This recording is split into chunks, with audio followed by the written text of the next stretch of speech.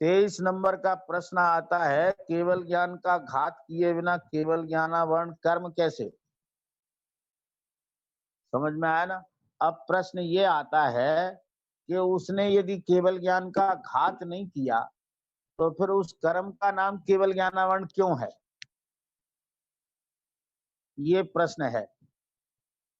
भाई उसका नाम केवल ज्ञानावरण है ना, तो वो केवल ज्ञान का घात करेगा, तभी तो उसका नाम है केवल ज्ञानावरण। और जब घात किया तो फिर वो हुआ नहीं।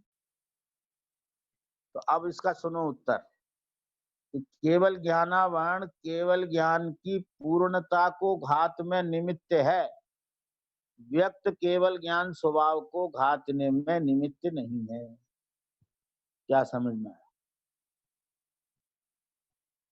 इसका भी जवाब है कि केवल ज्ञानावरण कर्म केवल ज्ञान का घात नहीं करता, केवल ज्ञान की पूर्णता का घात करता है। बात समझ में आ रही है क्या? केवल ज्ञान का घात नहीं करता केवल ज्ञानावरण कर्म, तो फिर किसका घात करता है? कि केवल ज्ञान की पूर्णता का घात करता है।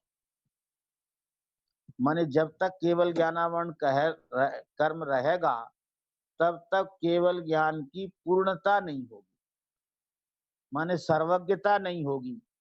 तो वह सर्वज्ञता का घातक है, केवल ज्ञान स्वभाव का घातक नहीं है। बात समझ में आ रही है ना? जैसे जो है तवे पर रोटी सिकती है, तो नीचे अग्नि जलती है,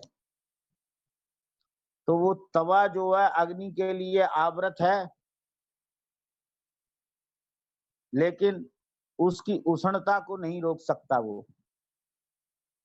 अगर उष्णता उसकी रुकती है, तो फिर रोटी कैसे सिकती है? क्यों सा? तवा जो है अग्नि के ऊपर आवृत है कि नहीं?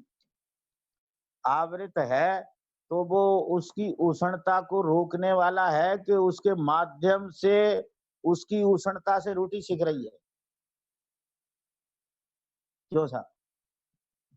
रोटी सिक रही है ना, तो उस रोटी के सिकने में वो अग्नि कारण है कि नहीं? और अग्नि को तो तवा ढके हुए है, तो फिर रोटी काहे से सिक रही है? क्या ख्याल में?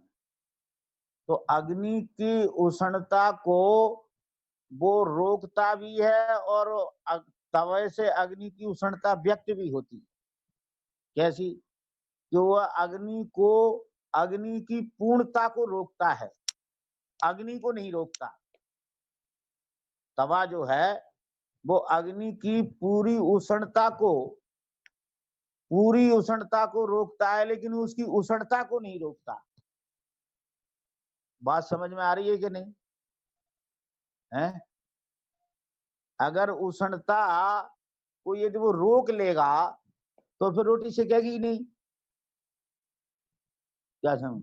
और रोकता तो है ही वो, आवरण तो बन रहा है, लेकिन वो पूर्णता का आवरण है वो तवा, उष्णता का सर्वथा आवरण नहीं है, पूर्णता का आवरण है।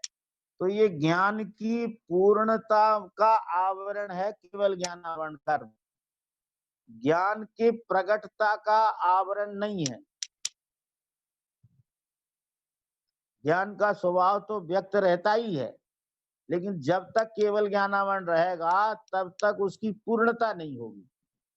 तो इस प्रकार उसका आवरण पना भी सिद्ध होता है और केवल ज्ञान पना भी सिद्ध होता है। कर्म का केवल ज्ञानावरण कर्म पना भी सिद्ध हो गया, और आत्मा में केवल ज्ञान स्वभाव व्यक्त है, इसकी भी सिद्धि हो गई। दोनों प्रकार से वीरसेन स्वामी ने सिद्ध कर दिया कि केवल ज्ञान स्वभाव व्यक्त है, बराबर उसे रोकने की ताकत केवल ज्ञानावरण में नहीं है। और केवल ज्ञानावरण गर्म उसको क्यों कहा? कि उस ज्ञान को वो पूर्ण व्यक्त नहीं होगा जब तक वो रहेगा तब तक। तो कर्म की भी सिद्धि हो गई।